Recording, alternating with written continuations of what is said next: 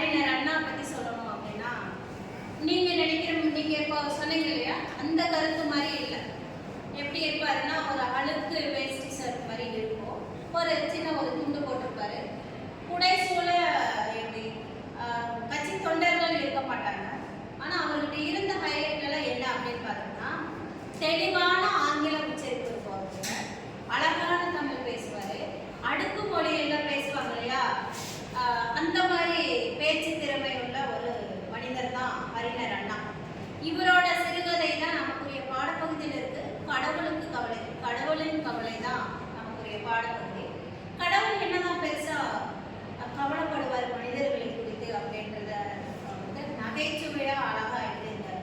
இந்த கதையில யார் இருக்கிறாங்க அப்படின்னு பார்த்தோம்னா, சிவன் பார்வதி. நமக்குரிய முதன்மை தெய்வங்கள் வந்து சிவனும் பார்வதி. நம்மளை பாதுகாக்கிறதே அவங்களுக்கு பெரிய வேலையா இருக்கு அப்படிங்கிறது தான் சொல்றாரு. என்ன மாதிரி பாதுகாப்பு அப்படின்னா, ஒரு சில நேரங்களில் மனிதர்களுக்கு வந்து கடவுள் நல்லது செய்யறாங்க அப்படின்றது ஒரு சந்தோஷம், உறுதியான சந்தோஷம் கிடைக்கும். இன்னொரு சமயத்துல வந்து அந்த வேண்டுனது நீங்கெல்லாம் சொல்ற மாதிரி வேண்டுனது கிடைக்கல அப்படின்னா கடவுளை வந்து பயங்கரமா திட்டுற மாதிரி ஆயிடுவாங்க. அதை நகைச்சுவையா நமக்கு சொல்லியிருக்காரு. இதுல சிவன் பார்வதி என்ன பண்றாங்க அப்படின்னு பார்த்தோம்னா, முக்கியமான கவலை அவங்களுக்கு என்னவா இருக்குன்னா, போய் பார்வதி கிட்ட சிவன் சொல்றாரு, பார்வதி தேவி, இந்த மனிதர்களை வந்து பாவம் செய்யறவங்களா பூமியில நிறைய பேர் இருக்கிறாங்க அப்படின்னு சொல்றாரு.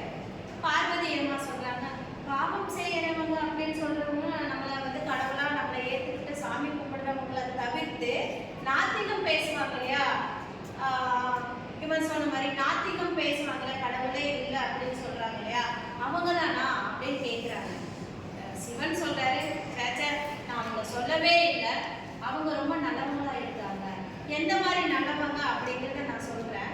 சரி, இந்த வேதாரண்யம் பக்கத்துல இப்போ இந்த கதை வந்து அவர் வாழ்ந்த காலகட்டத்தில் 1960 70 காலகட்டத்தில் நடந்த உண்மை சம்பவத்தை வச்சு நகைச்சுவையா சிறுகதை எழுதியிருக்காரு. என்ன எழுதியிருக்காரு அப்படின்னு பார்த்தோம்னா, வேதாரண்யம் அப்படின்ற ஒரு பகுதியில் வந்து பெரும் மழை வந்துட்டு இருக்கு. அவன் என்ன ஒரு சின்ன பையன் என்ன பண்ணியிருக்கான் அப்படின்னா, கோயிலுக்குள்ள போய் நின்றுருக்கான், மலைக்கு ஒதுக்கியிருக்கான். அப்போ அந்த இடத்துல ஒரு தேல் வந்து என்ன பண்ணியிருக்கு, தேல் இருக்கு இல்லையா, கருந்தேல் வந்து அவனை கொத்திடுச்சான். அதனால அவன் பயந்துட்டு அந்த கோவிலை விட்டு வெளியே வரும்போது என்ன ஆச்சுன்னா, கோவில் இடிச்சு கீழே விழுந்துருச்சான். இப்போ மக்களெல்லாம் என்ன சொன்னாங்க அப்படின்னா, கடவுள் தான் அவனை காப்பாற்றிருக்காரு, தேல் ரூபத்தில் வந்து அவனை கடிச்சு வெளியே அனுப்பிச்சிருக்கு, தேல் வந்து கடவுள் ரூபத்தில் வந்ததுனால தான் அந்த கோவில் இடிஞ்சிருச்சு, அந்த பையன் குறைச்சிட்டான் அப்படின்னு சொன்னாங்க.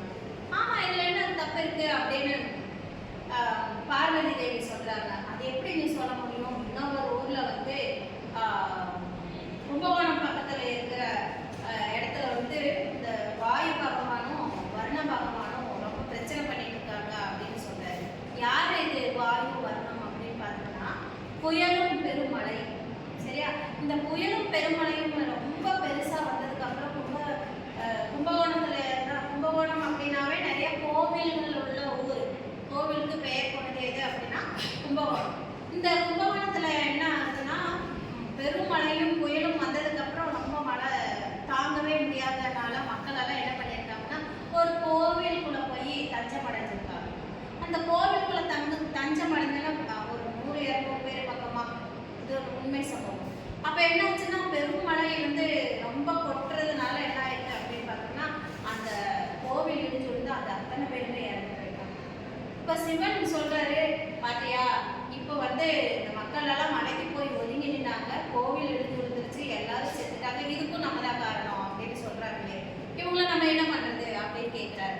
ஆக ஒரு கோவிலுக்குள்ள ஒத்த பையனா போனா அவனை தேல் கடிச்சிச்சு வெளியோடியாந்துட்டான் அப்படின்னும் போது அது இடிஞ்சு விழுந்துருச்சுன்னு அதுக்கு கடவுளை அப்படின்னு சொல்லி ஒருத்தனுக்காக கொண்டாடுறவங்க 1000 பேர் பக்கம் இறந்துட்டாங்க, அதுக்கு வந்து நம்மளை திட்டிட்டு இருக்காங்க, இந்த இடத்துலயும் கடவுள் தான் அப்படின்னு சொல்லி கடவுளை வந்து முன்னிறுத்தி சொல்றாங்க. அடுத்தது பார்த்தோம்னா, இன்னொரு ஊர்ல என்னன்னா,